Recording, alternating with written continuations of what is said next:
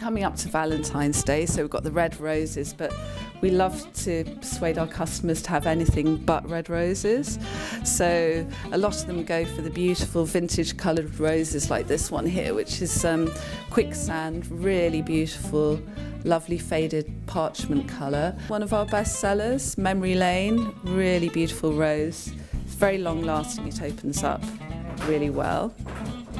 So we combine a lot of the vintage roses with things like the garden flowers, like this is clematis that a lot of people have growing in their garden. And I think the style that we try and go for is just very naturalistic. We're all quite keen gardeners, so we just like the flowers to sort of speak for themselves when we're arranging bouquets.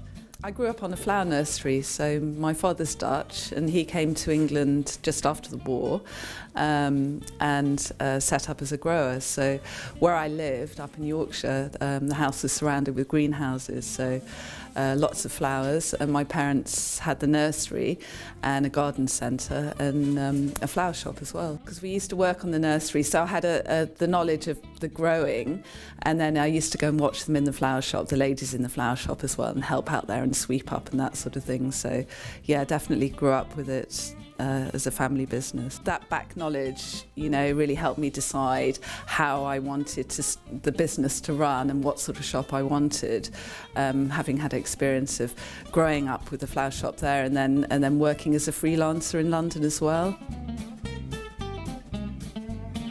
I went to horticultural college for 3 years, and again there I did the study of the growing side and the design side, so combined the two.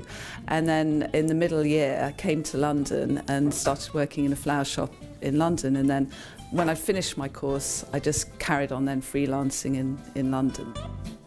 At that stage I was working for Florist, so I'd go along and join a team and we'd go to somewhere like the Natural History Museum or the Portrait Gallery and set up parties in the evenings. The retail shop I opened 8 years ago, but the business actually started 15 years ago, so I started off as an events florist. So in other words, working out of a unit and working for event planners, party planners, those sort of people who'd come to me with an idea for a client's party, and then we'd just put our heads together and work out how we were going to set a theme for that party. I moved into the retail side. I moved to this area about 20 years ago, and I just could see how the area was sort of coming up really, and there's some great flower shops here, but I had an idea just to do a different style of flower shop, and so I just kind of thought if I don't do it someone else will, so I sort of jumped into this site pretty quick because there's a lovely weekend market here, so it's very busy and it's really buzzing.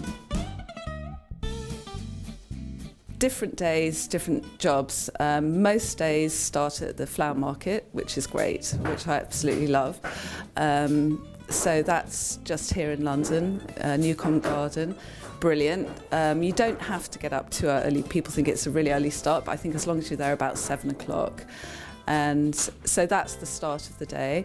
And then we bring the flowers back and then we get on with the jobs, whether it's bouquets and deliveries from the shop or whether it's an event like this evening. We've got an event in the city, so the girls have prepared flowers for that. And we'll be delivering those later on, clearing jobs in the middle of the night if we're doing large events. So it can be a really long day. It's often 12, 13 hours. But it's great work because it's really varied. I think it's really important to get experience working with other florists first. I think, as I've mentioned, it's very varied, the work, so you could specialise on one side, whether it be retail or whether it's doing flowers for corporate events, or wedding work or funeral work, but I think you need to find out first. There are the busy times, and we're coming up to 2 now. We've got Valentine's Day and Mother's Day. Christmas is a very busy time, especially if you can get into the market where you're putting up Christmas decorations, Christmas trees, that sort of thing. But it's definitely not recession-proof. It's very hard work on very small margins. So that's sort of going back to the point I made about having experience within the business. I think it would be very hard to come into the business having just done a course, hoping that you'd be able to understand how you manage waste and pricing and margins and so on, because that's really crucial to keeping the business going.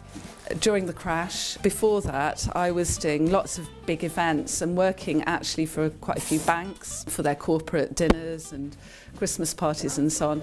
So when that happened, they stopped having the parties and they stopped having the flowers. So luckily at that point I just opened this shop. So it was another aspect of the flower business. However, I do know that a lot of event florists didn't survive the recession because of that. My daughter, Alice, has just joined the business with me, and she's a great florist and a really good sort of business inspiration, a bit of sort of young blood in the business. She's really shaken up the social media.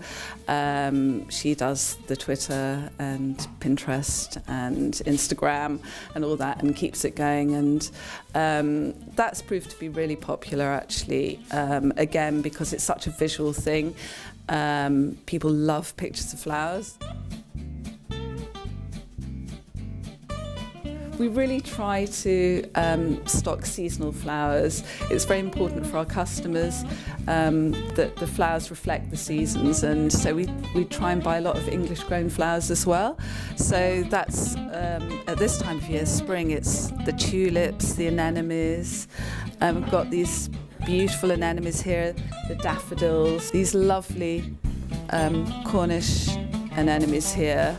One of my favourites, really beautiful. They're just such vibrant colours. As well as the flowers in the shop, we do sell some plants, and we sell vases.